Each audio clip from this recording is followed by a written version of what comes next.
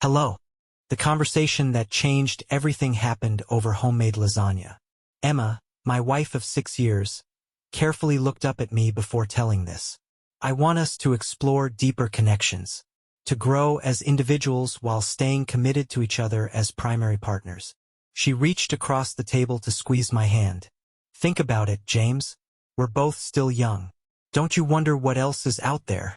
I did not, in fact, wonder what else was out there. But Emma had always been the adventurous one in our relationship, pushing me out of my comfort zone in ways that usually ended up being good for both of us. And after months of subtle hints about her polyamorous coworker Ryan's beautiful relationship dynamic with his partners, I wasn't entirely surprised by this conversation. What did surprise me was how quickly I agreed to try it. Maybe it was the way Emma's face lit up when I said yes, or maybe it was the passionate celebration sex that followed. Either way, within a week we had matching dating app profiles and a carefully negotiated set of boundaries. Always use protection, no bringing dates home, full disclosure about connections, and our marriage comes first. The first few months were surprisingly okay. Emma went on coffee dates with a few men from her yoga studio while I had dinner with Rachel, a fellow software engineer I met online. Everything felt open and honest. Emma would tell me about her date's interests and quirks while I'd share funny stories from my evenings out. We even joked about being the poster couple for ethical non-monogamy. Then Emma met Christopher. She mentioned him casually at first, just another guy from her running group. But I noticed the shift in her energy when she talked about him. The way her cheeks flushed slightly, how she'd check her phone more frequently when he was supposedly texting. Still, I trusted her. We had our rules, our boundaries, our complete honesty policy. That trust shattered the day I came home early from a canceled client meeting and found Emma's car in our driveway at 2 p.m. on a Tuesday. She was supposed to be at work. As I approached our front door, I heard laughter from inside, deep, masculine laughter mixing with my wife's familiar giggle. I stood there, key in hand, as the realization hit me. They were breaking our most important rule. They were in our home, our sacred space. But it wasn't just the broken boundary that made my blood run cold. It was the growing suspicion that all those late-night work meetings and weekend running group events might not have been what Emma claimed they were. I didn't open the door. Instead, I walked back to my car, my mind racing with possibilities. I could burst in there, create a scene, let rage drive my actions. But that wasn't me. I needed to be smart about this. Strategic.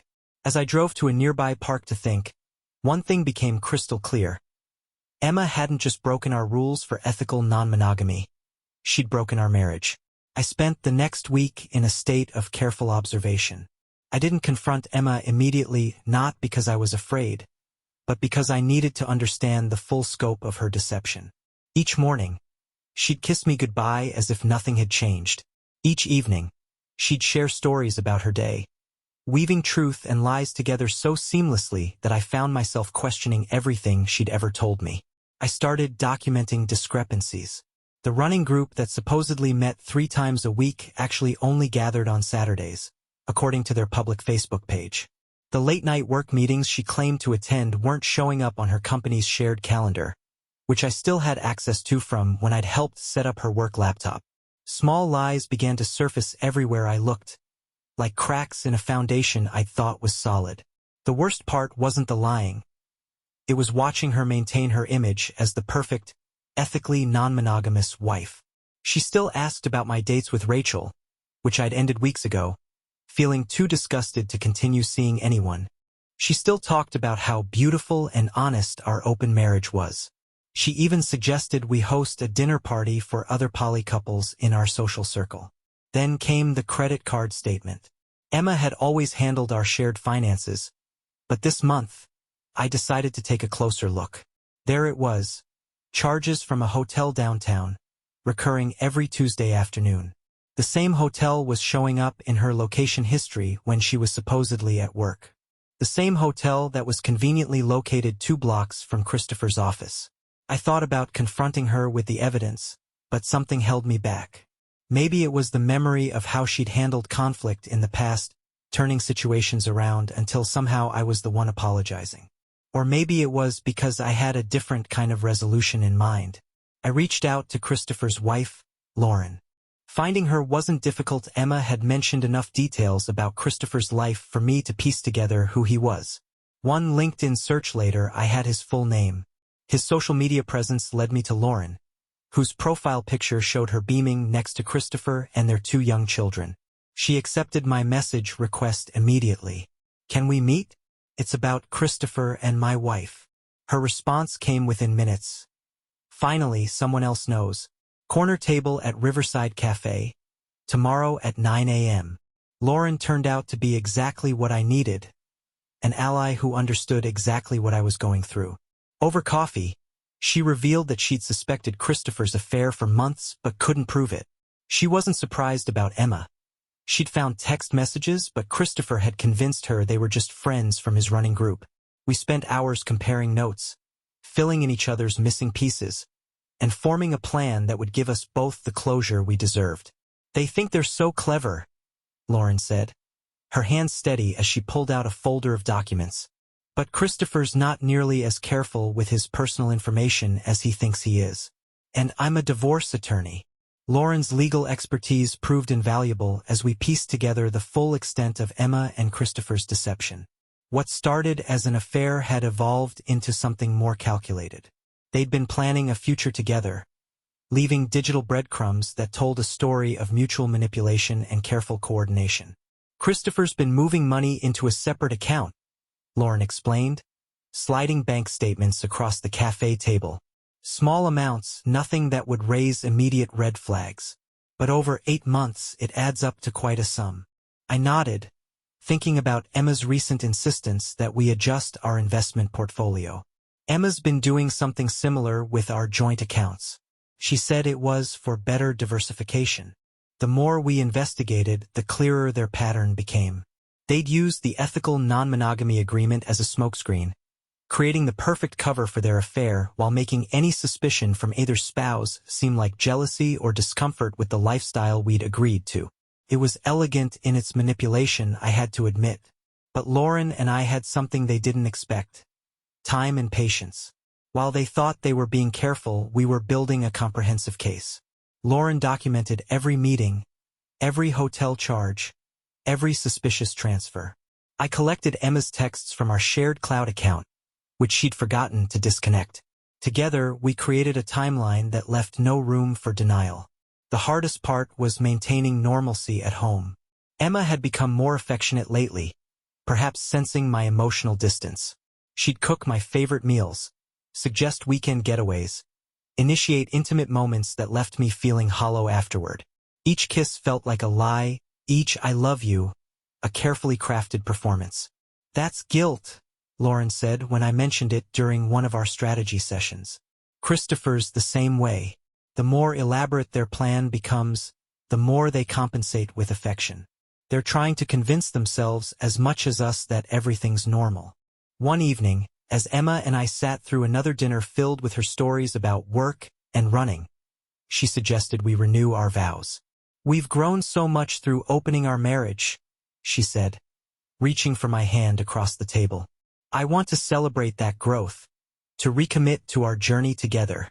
I nearly laughed at the irony, but instead, I smiled and squeezed her hand. "That's a beautiful idea," I said, watching her face light up with relief. She thought she'd secured my trust completely. That night, as Emma slept peacefully beside me, I couldn't help but marvel at how people can live with such contradictions. She'd planned a vow renewal while actively betraying every vow we'd ever made. She preached about honesty while constructing elaborate lies. She talked about growth while systematically dismantling our marriage. Lauren and I had originally planned to wait another month before making our move, but Emma's suggestion of a vow renewal changed the timeline. It felt like the perfect narrative culmination, the ultimate moment of poetic justice. We spent the next week finalizing our preparations, making sure every detail was in place. Emma threw herself into planning the vow renewal with an enthusiasm that would have been touching if it wasn't so calculated. She chose a boutique hotel garden for the ceremony, ironically, just a few blocks from where she met Christopher for their Tuesday afternoons. She wanted something intimate, she said, just close friends and family who had supported our journey into ethical non-monogamy. I watched her make calls, arrange flowers, select a new dress, all while continuing her careful dance of deception. She'd excitedly show me table arrangements in the morning, then slip away for running group meetings in the afternoon. The duality of her existence was almost fascinating from my new perspective of awareness. Lauren kept me grounded through it all. We met regularly, fine-tuning our approach, supporting each other through moments of doubt. "We're not doing this out of vengeance," she reminded me during one particularly difficult evening. "We're doing this because we deserve the truth, and so do our families." The week before the ceremony, Emma became increasingly attentive. She left little notes around the house of memories from our years together, promises for our future. Each one felt like a sharp reminder of everything she'd willingly destroyed. One night, she held me close and whispered, "I feel like I fall more in love with you every day. Opening our marriage was the best decision we ever made." I lay there in the dark, thinking about the weight of lies and the strange paths that lead us to truth. I thought about the first night I met Emma in college, how she'd seemed so refreshingly honest, so genuinely herself. I wondered at what point that authenticity had slipped away, or if it had ever really existed at all. The evening before the ceremony, Emma and I hosted a small dinner party for out-of-town guests. Christopher and Lauren were there. Of course, Emma had insisted on inviting them, calling them pillars of our poly community. I watched Emma and Christopher maintain their careful distance, sharing only the briefest of glances, playing their parts perfectly. Lauren caught my eye across the table and gave me a subtle nod. Everything was in place. The documentation was prepared, the emails were queued, the private investigators' reports were ready. Our families would finally understand why we'd called them together, though not for the celebration Emma had planned. That night, Emma curled up next to me on the couch after everyone left. "I can't wait to renew our vows tomorrow," she said, tracing patterns on my chest. "To tell everyone how much I love you, how grateful I am for our honest, open relationship." I held her close, one last time, knowing it would be our final night of pretense.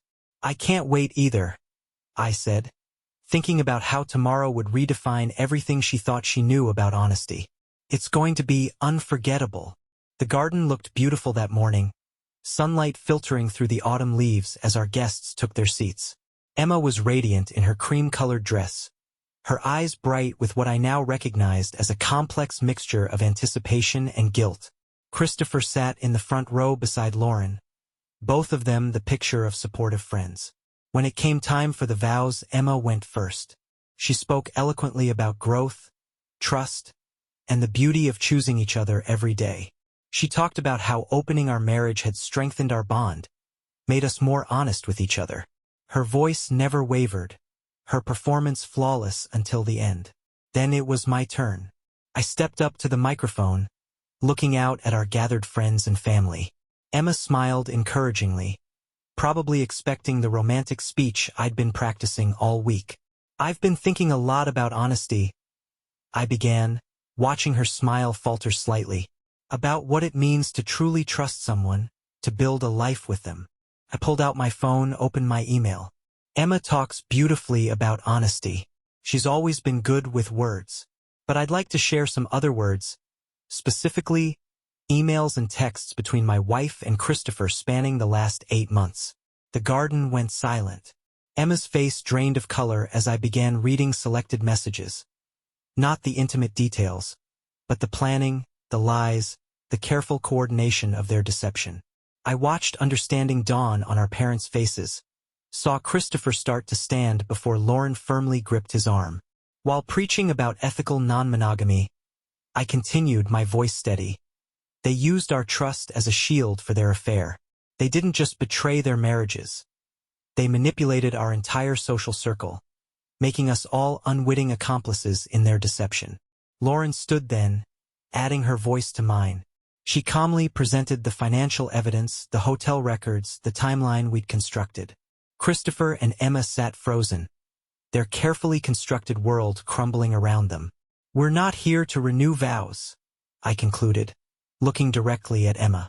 We're here because you deserve to know the truth about the people you've trusted.